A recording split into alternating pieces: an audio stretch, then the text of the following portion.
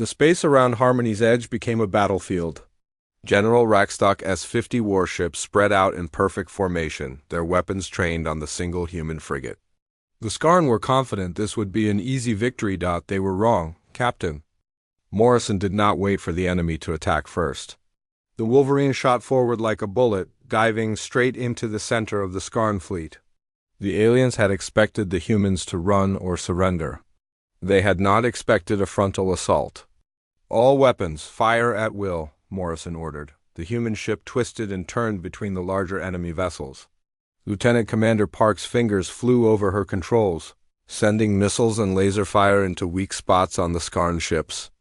Each shot was perfectly aimed, hitting engines, weapons, and communication arrays. On the research station, the alien representatives watched in amazement. Ambassador Quinel's tree-like leaves shook with fear. "They are attacking 50 ships with one. This is madness." "No," said Commander Zixthara, her crystal eyes glowing. "This is human." The Skarn tried to surround the Wolverine, but the human ship was too fast. Morrison had grown up flying through asteroid fields and solar storms. His ship danced between enemy fire like it was alive. General Rackstock screamed orders at his fleet. "Destroy that ship. How can one vessel fight 50? The answer was simple, though the Skarn general did not understand it yet. Humans had learned to fight on a world where everything tried to kill them. They had practiced warfare against each other for thousands of years. They knew tricks that the galaxy had forgotten. Sergeant Major Washington and his Marines had boarded 3 enemy ships while the space battle raged. The Skarn soldiers were bigger and stronger than humans, but they fought like individuals. The human Marines fought like a pack of wolves. "Tango down, moving to the bridge," Washington reported over his radio. His voice was calm even as explosions shook the enemy ship around him. The Marines used tactics the Skarn had never seen. They moved in small groups, covering each other. They used smoke grenades and flashbang weapons to confuse their enemies. They struck fast and disappeared before the enemy could respond. Marine Corporal Lisa Shun planted explosives on the enemy ship's reactor while her squad held off Skarn soldiers. The reptilian warriors were fierce fighters, but they expected their enemies to fight with honor. Humans had learned long ago that the only honor in combat was protecting innocent lives. Back on the Wolverine, Chief Engineer Rodriguez pushed the engines beyond their limits. "Captain, we're running at 130%. "She won't take much more of this." "Just a little longer," Morrison replied, sweat running down his face. He pulled the ship through a turn that would have killed most alien crews. The forces pressed against his body like a giant hand, but he held on. Dr. Sullivan worked in the medical bay, treating wounded Marines who were beamed back from the boarding actions. Her hands were steady even as the ship shook from enemy fire. She had served in combat zones before. This was just another day saving lives. 3 Skarn ships exploded as Washington's Marines completed their sabotage missions. The enemy formation began to break apart as panic spread through their ranks. "How are they doing this?" General Rackstock demanded. "We outnumber them 50 to 1. His tactical officer, a younger Skarn named Hexstar, studied the battle reports. "General, they are not fighting like any species we know. They use no honor codes, no formal tactics. They strike where we are weakest and retreat before we can respond." "Cowards," Rackstock hissed. "No, sir, efficient." On the research station, more alien ships began arriving. Word of the battle had spread, and species from across the galaxy came to see the humans fight. The Peaceful Harmony Collective sent observers. The Trading Guild brought recording equipment. Even the mighty Consortium Defense Force sent a small fleet to watch, but they did not interfere. This was humanity's fight now. Commander Zixthara received a message from Consortium Command. Admiral Belthox, a massive creature that looked like a walking mountain, appeared on her screen. "Commander, we are monitoring the situation. Are the humans requesting assistance?" Zixthara looked out at the battle. The single human ship was still fighting, still winning against impossible odds. "No, Admiral. I do not think they need our help." The tide of battle turned when Captain Morrison made a desperate gambit. He flew the Wolverine directly at General Rackstock's flagship, a massive dreadnought 3 times the size of his ship. "Captain, what are you doing?" Park asked. "Something stupid," Morrison replied. "Or brilliant. Haven't decided yet." The Wolverine dove under the enemy flagship's guns and locked onto its hull. Washington and his remaining Marines prepared for the most dangerous boarding action of their lives. "Remember," Washington told his troops, "we're not trying to capture this ship, we're sending a message." The Marines cut through the enemy hull and stormed onto the Skarn flagship. General Rackstock had never been boarded before. His own ship was supposed to be invincible. The battle through the corridors was fierce. Skarn warriors were deadly fighters, but human Marines had trained for urban combat in the ruins of cities. They knew how to fight in tight spaces, how to use every advantage. Washington kicked down the door to the bridge and found General Rackstock waiting with his ceremonial sword drawn. The Skarn general was 8 feet tall with scales like black armor. "So you are the famous humans," Rackstock growled. "You fight without honor like animals." Washington smiled and raised his rifle. "Honor doesn't stop bullets." The fight was over in seconds. General Rackstock had expected a formal duel. Instead, he got human practicality, with their leader dead. And their flagship captured, the Skarn fleet began to retreat. Some ships surrendered, others fled into hyperspace. The battle was won. Captain Morrison's voice came over the galactic communication channels. "This is Captain Jake Morrison of the Terran Defense Corps. To any pirates, slavers, or anyone else who preys on innocent people, we're watching. And if you hurt civilians, we will find you." The message was heard across known space. On 1,000 worlds, pirates and criminals looked over their shoulders. The galaxy had new protectors now. 6 months later, Harmony's Edge had been renamed Haven Station. It became the first human embassy in galactic space. Commander Zixthara served as the alien ambassador to humanity, while Captain Morrison reluctantly accepted the role of humanity's representative. The research station was now protected by a small fleet of human ships. Pirates gave the system a wide berth. Slave traders found other routes. The innocent could work in peace. Dr. Yomoth published the first scientific paper on human psychology. His conclusion was simple: they are the most dangerous species in the galaxy and also the most trustworthy. They will fight impossible battles to protect strangers. They are, in the ancient words of their own language, the good guys. The galaxy had learned a new truth. When civilians called for help, when pirates threatened the innocent, when evil seemed unstoppable, there was an answer. Sometimes the cavalry was a single ship full of Deathworlders who refused to give up, and that was enough. 3 days after the battle, news of what happened at Harmony's Edge spread across the galaxy like wildfire. The story grew with each telling. One human ship had destroyed an entire pirate fleet. Warriors from a death world had appeared from nowhere to save innocent scientists. On the water world of Aquaria Prime, Dr. Yomoth's people gathered around communication screens to hear the tale. The gentle sea creatures had never imagined such fierce protectors existed on the crystal world of Velenith. Commander Zixthara's family listened in amazement as she described the humans. Her crystalline relatives had lived in peace for 10,000 years. The idea of a species that fought to protect others was completely new to them. But not everyone was happy about the news. In the dark council chambers of the Skarn Empire, General Rackstock paced back and forth on his scaled legs. His reptilian face was twisted with rage. The Skarn were the most feared warriors in known space, and they did not like hearing about new competition.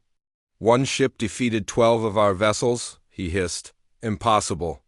The reports must be wrong." His advisor, a smaller Skarn named Velisk, kept his head low.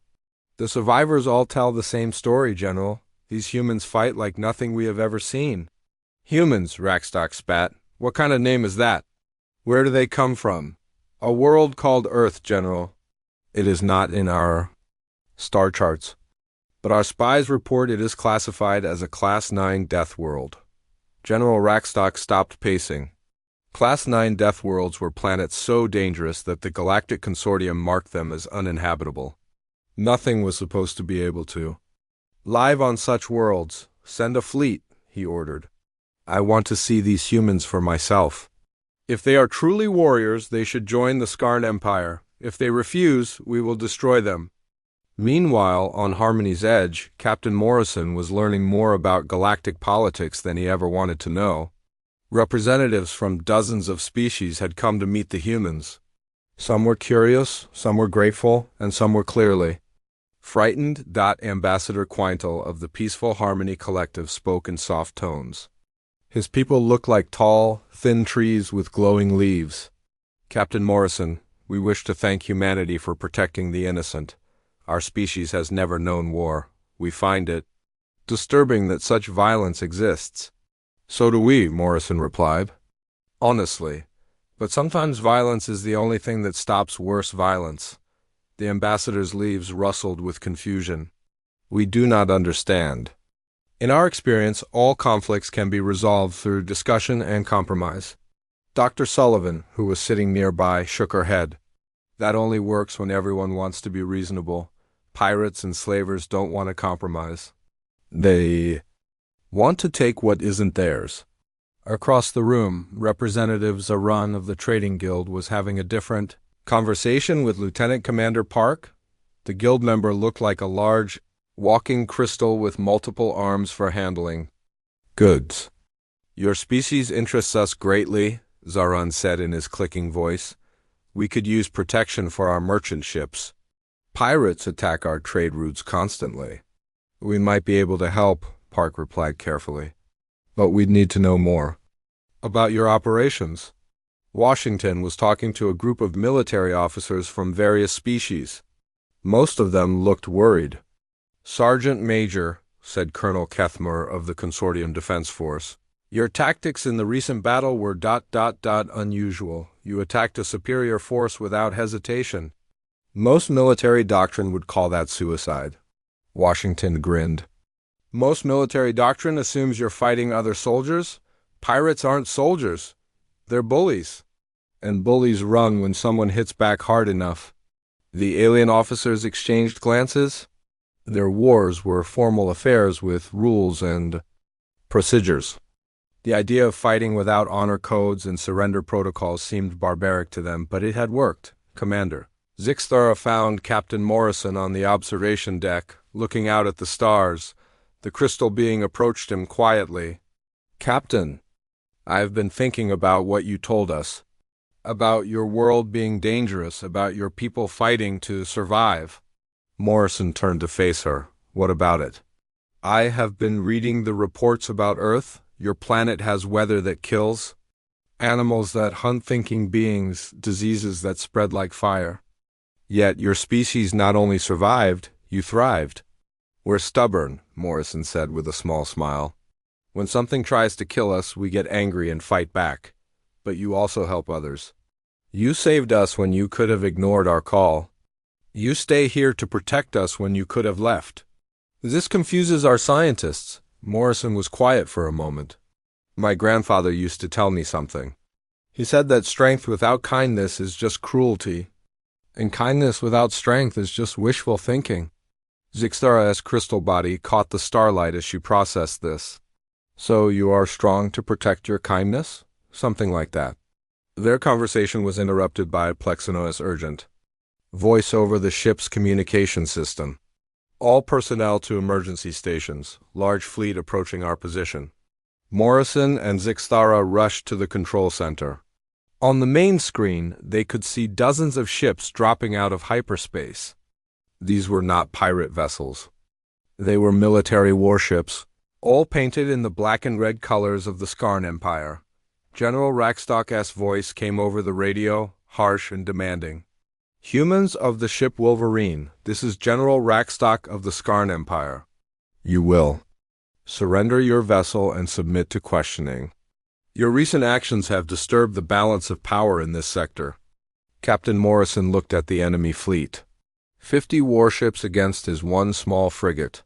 By any reasonable measure he should surrender or run, but Jake Morrison had been raised on stories of the Alamo, of Thermopylae, of ordinary people who stood up to impossible odds because it was the right thing to do. He opened the communication channel. General, This is Captain Morrison. We're not surrendering to anyone. If you want to fight, you'll get one. But these are civilians here. Leave them out of it. The alien representatives on the station stared at Morrison in shock. The peaceful species had never heard anyone talk to the Skarn Empire like that. The Skarn were the most feared military force in the galaxy. General Rackstock's laughter was like breaking glass. Brave words from someone who is vastly outnumbered. You have one ship. I have 50. Submit now or watch your friends die. Morrison turned to Washington. How are our Marines doing? Locked and loaded, Captain. Ready for anything. Rodriguez, how's our engine situation? Running hot and ready to dance, sir. Morrison smiled. It was not a nice smile. It was the smile of a human who had been pushed too far. Park. Target their command ship. Washington, prep for boarding action. If they want to see how humans fight, let's give them a demonstration they'll never forget. The representatives from peaceful species began backing toward the exits. They had never seen predators prepare for battle before, but Commander Zixthara stayed. She had learned something important about humans in the past few days. When they were cornered, when innocent lives were at stake, when everything seemed hopeless, that was when they became most dangerous. The Skarn Empire was about to learn what happened when you threatened a human's friends, and the galaxy was about to discover why Earth was called a death world. The docking bay of Harmony's Edge had never seen anything like the UES Wolverine. The human ship was dark gray and covered in scars from battle. It looked like a predator compared to the smooth, peaceful ships the aliens were used to. Commander. Zixthara waited at the airlock with Dr. Yomoth and Engineer Krudash. Her crystal body caught the light nervously. She had never met aliens before, especially ones who fought like these humans did. Are we sure this is safe? Asked Krudash, his insect wings buzzing with worry. They saved our lives, Zixthara replied. We owe them our thanks at least. The airlock opened with a hiss. The first human to step through was huge. Sergeant Major Washington stood 6 feet tall and wore black armor that made him look even bigger. His dark skin was marked with old scars, and his eyes moved around the room like he was looking for threats. Behind him came more human soldiers. They carried weapons that looked deadly even when not being used. Their movements were smooth and careful, like hunters tracking prey. Dr. Yomoth's tentacles shook. They moved like predators. The last human through the airlock was different. Captain Morrison wore a blue uniform instead of black armor. He was smaller than his soldiers, but somehow seemed more dangerous. His gray eyes were kind but watchful. Commander. Zixthara? Morrison asked. His voice was calm and steady. Yes, that is me, she replied. Her musical voice sounded strange next to his rough human speech. Morrison stepped forward and did something the aliens had never seen before. He held out his hand. Captain Jake Morrison, Terran Defense Corps, thank you for letting us aboard. Zixthara looked at the offered hand in confusion. I do not understand this gesture. It's called a handshake, Morrison explained. We do it. When we meet someone new, it shows we come in peace. The crystal being carefully extended one of her pointed arms. Morrison took it gently and moved it up and down once. The aliens watched this strange ritual with fascination. We should talk, Morrison said. You called for help and we came, but I need to understand what happened here. They moved to the station's main meeting room. The humans sat in chairs that were too small for them. Washington kept watching the doors. His soldiers spread out around the room without being told. They were always ready for trouble. Commander Zixthara began to tell their story. She explained about the Galactic Scientific Consortium, about the peaceful research they were doing, about the pirates who attacked them. The Crimson Fleet has been terrorizing this sector for years, she said. They attack research stations and trading ships. The consortium has tried to stop them, but they always run away when military ships arrive. Not today they didn't, Washington said with a grin. Dr. Yomuth leaned forward with his tentacles. How did you defeat them so easily? Your ship was much smaller than theirs. Morrison looked uncomfortable. We got lucky. And we've had a lot of practice fighting. Practice? Asked Krudash. Your species practices warfare? The humans looked at each other. Morrison rubbed his forehead. It's complicated. Humans have been fighting wars for thousands of years. It's what we're good at. The aliens fell silent. In their experience, species that were good at fighting were usually the ones who caused problems. But these humans had saved them, not attacked them. Dr. Sullivan, the human medical officer, spoke up. Commander, some of your people were injured in the attack. Would you let me help them? You know alien medicine? Zixtara asked in surprise. No. But I can learn. Medicine is medicine. Beings get hurt, we fix them. That's what doctors do. Zixtara was amazed. The human offered to help people she had never seen before, whose bodies she did not understand. This was not what she expected from a warrior species. Yes, please help them, she said. Dr. Sullivan left with Dr. Yelmuth to visit the wounded. The remaining humans and aliens continued talking. Where do you come from? Asked Crudash. Your ship does not match any design in our database. A planet called Earth, Morrison replied. It's not part of your consortium. We didn't know you existed until today. Earth, repeated Zixtara. What kind of world is it? Morrison thought for a moment. Dangerous. We have storms that can destroy cities, animals that hunt people, diseases that kill millions. Most of our history is the story of humans fighting to survive. The aliens looked shocked. Plexuno, who had been quiet until now, spoke in his gas cloud voice. Your world tried to kill you every day, Washington said. That's why we're so good at fighting. You learn fast when everything wants to eat you. Engineer Crudash made a buzzing sound that meant confusion in his people. But you also help strangers. You saved us when you could have ignored our call, Morrison shrugged. People in trouble need help. Doesn't matter if they're human or not. Commander. Zixtara was beginning to understand something important. These humans were not like any species in the galaxy. They came from a world of violence and death, but they used their strength to protect others. Captain Morrison, she said carefully, your species is unknown to the Galactic Consortium. But after today, that will change. Word of what you did here will spread across known space. Is that good or bad?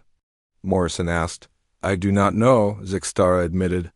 There are many species who will fear you. A race of warriors who can defeat any enemy, who come from a death world, who fight like nothing we have ever seen. Washington laughed. Let them be afraid. Might make them think twice before attacking innocent people. Dr. Sullivan returned with, good news? The wounded aliens were healing well? She had learned enough about their biology to help them properly.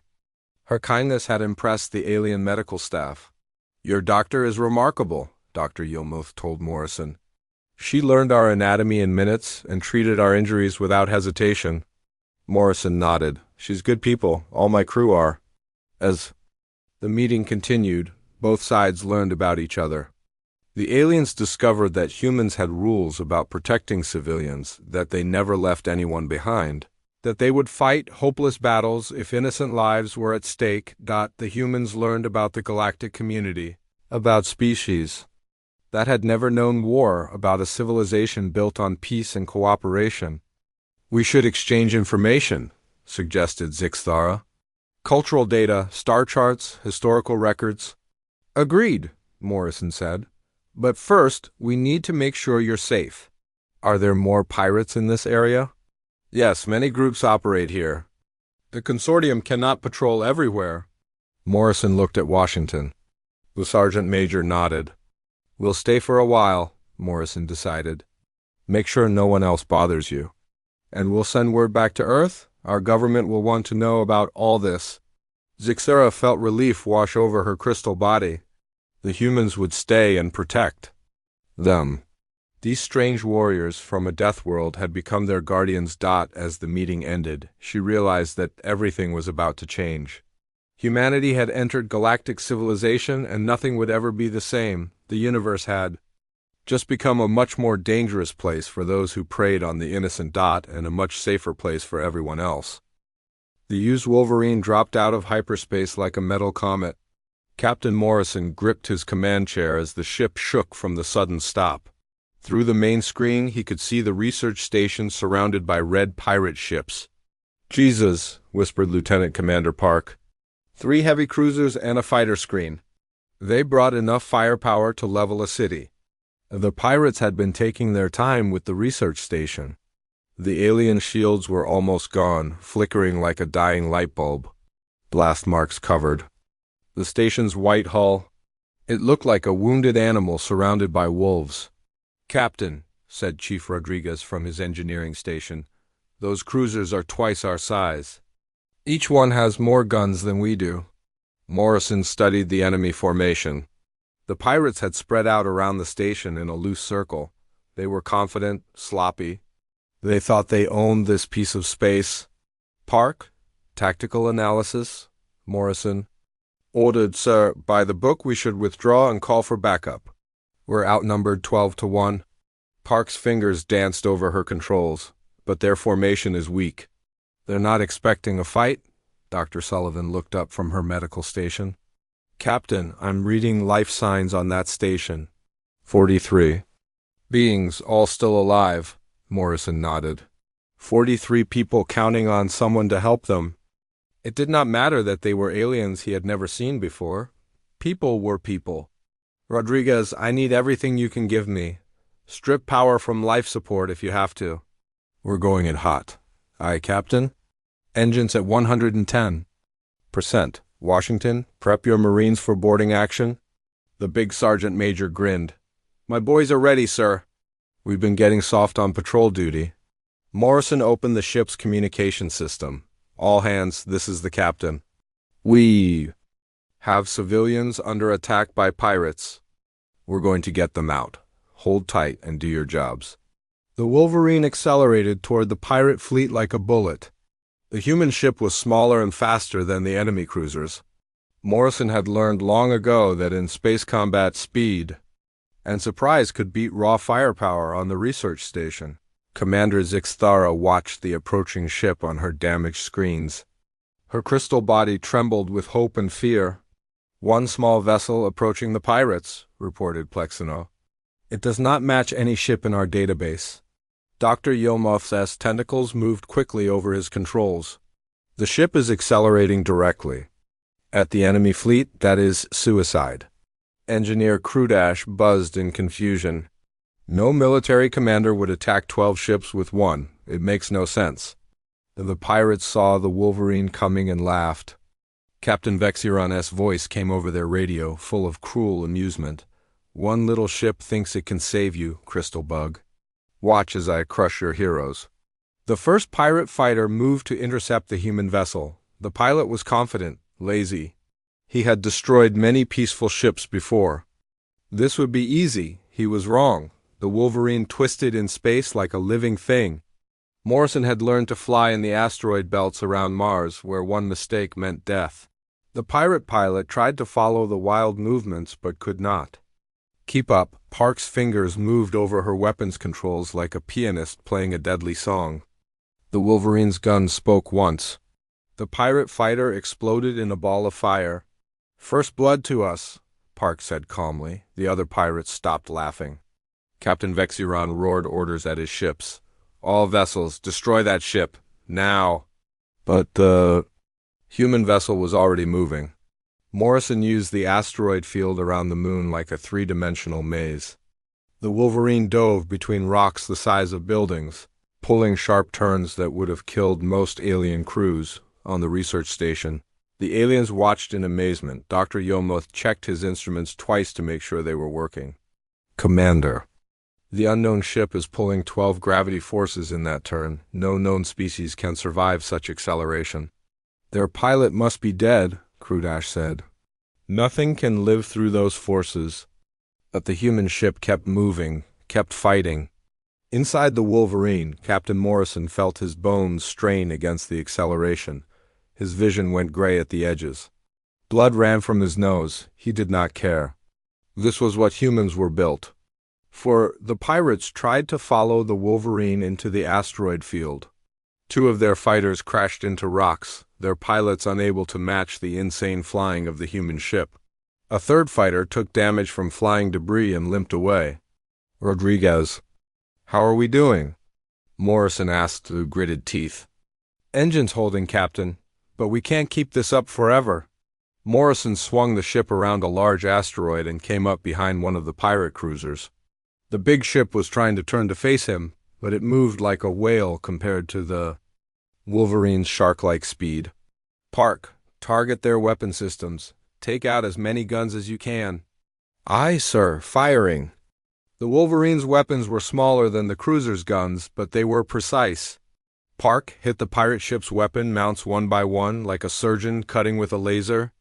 Explosions bloomed along the cruiser's hull. The aliens on the research station could not believe what they were seeing. One small ship was fighting an entire fleet and winning. How are they doing this? Whispered Commander Zixthara. The answer was simple, though she did not know it yet. Humans came from a world where everything tried to kill them. Their weather was violent, their animals were deadly. Their own kind had fought each other for thousands of years. They had learned to fight, or die. Captain Vexiron realized he was facing something new. His ships were bigger and stronger, but the human vessel fought like nothing he had ever seen. It took crazy risks that should have failed, but somehow worked. All ships, concentrate fire on that vessel, he ordered. Blast it to pieces. The pirate fleet turned their weapons on the Wolverine, space filled with laser beams and missiles. The human ship danced between the attacks like a fighter dodging punches. Morrison felt a hit shake his ship. Then another. The Wolverine was tough, but it could not take that much punishment forever. Park, we need to end this fast. Pick your target. The command cruiser, sir. If we take out their leader, the rest might run. Do it. The Wolverine dove straight at Captain Vexiron's flagship. Every gun on the pirate fleet fired at the small human ship. Explosions lit up space around them, but Morrison had grown up watching old movies about fighter pilots and submarine captains. He knew that sometimes the only way to win was to risk everything on one attack. The Wolverine broke through the wall of fire and weapons. Park launched every missile they had at the command cruiser's bridge. The explosions tore through the pirate ship's armor like paper. Captain Vexiron's last words were a scream of rage that cut off when his bridge exploded. The other pirate ships stopped firing. Without their leader, they were just criminals looking for easy money. This fight had become anything but easy. One by one, the surviving pirates turned and jumped to hyperspace. They left their dead behind and ran into the darkness between stars. The battle was over. One human ship had defeated an entire pirate fleet. On the research station, 43 alien scientists stared at their screens in silence. They had just seen something that should have been impossible. Commander Zixthara opened a communication channel to the unknown ship. This is Research Station Harmony's Edge. We thank you for your help. What species are you? What do you call yourselves? Captain Morrison's voice came back, tired but steady. We're humans, ma'am. From a planet called Earth, and you don't need to thank us. It's what anyone would do. But Zixthara knew that was not true. What they had just witnessed was not what anyone would do. It was what Deathworlders did. The research station Harmony's Edge floated quietly in space above the pale moon of Kepler 7b inside the metal walls. Alien scientists worked at their computers and studied rock samples from the moon's surface. The station was home to 43 beings from different worlds across the galaxy. Commander Zixthara stood in the main control room, her crystal body catching the light from the screens around her. She was a Velanathi, a peaceful race that looked like walking diamonds. Her people had never fought a war in their long history. They solved problems with words and careful thinking. Dr. Yilmuth, how are the mineral scans going? She asked in her musical voice. The doctor looked up from his workstation. His body was like a giant octopus with green skin and many arms that moved over his equipment. The Aquarians were gentle. Sea creatures who had learned to travel in space? Very good, Commander.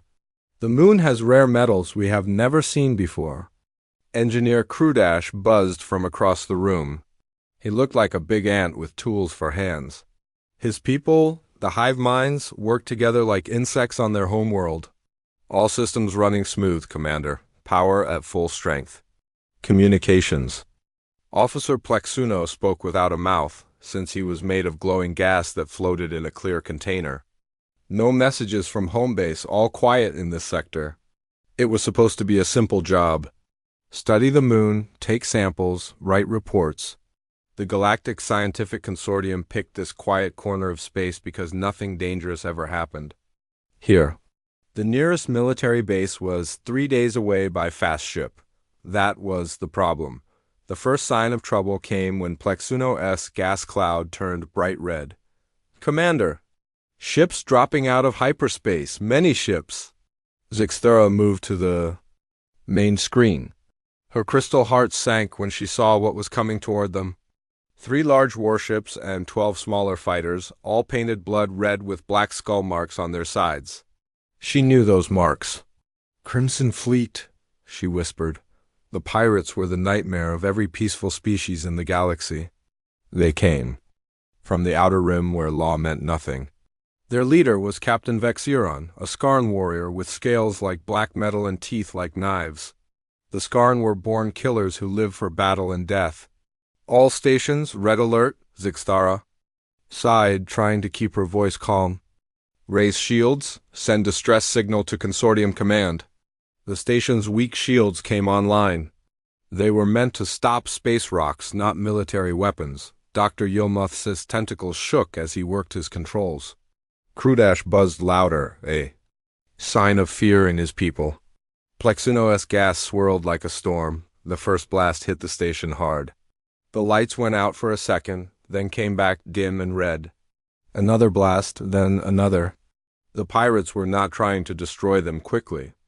They wanted to break the shields slowly to make the fear last longer. Shields down to 60%, Crudash reported. His voice was high with panic. Distress signal sent on all emergency channels, Plexuno said. But the nearest patrol ship is 2 days away. Zixthara felt her crystal body grow cold. 2 days was too long. The pirates would break through in minutes, not days. She had read the reports about what Crimson Fleet did to research stations. They took everything valuable and killed everyone who saw their faces. The pirates began talking to them on the radio. Captain Vexiron's voice was like broken glass. Little crystal bug, this is Captain Vexiron. Lower your shields and prepare to be boarded. Make this easy and some of you might live to be slaves. We are scientists, Zixthara replied. We have nothing you want. Please leave us in peace. The Skarn captain laughed, a sound like metal scraping metal. Everything has value, crystal bug. Your research data, your equipment, your lives. The slave markets pay good money for smart aliens. More weapons fire hit the station. The shields dropped to 40%, then 30%. In the halls, research. Staff ran around in fear. Some tried to hide in storage rooms. Others sent last messages to their families on distant worlds. Shields at 20%, Crudash said. We have maybe 2 minutes before they break through. Zixthara looked around the control room at her friends and colleagues. Good beings who had spent their lives learning and exploring. They did not deserve to die like this, far from home, killed by monsters who saw them as nothing but money. She opened the emergency channel again and spoke into the radio. Her voice was clear and strong, even though death was coming for them all. This is Research Station Harmony's Edge requesting immediate military assistance. We are under attack by Crimson Fleet forces, requesting backup from any available Consortium patrol vessels. We have 43 civilians in immediate danger.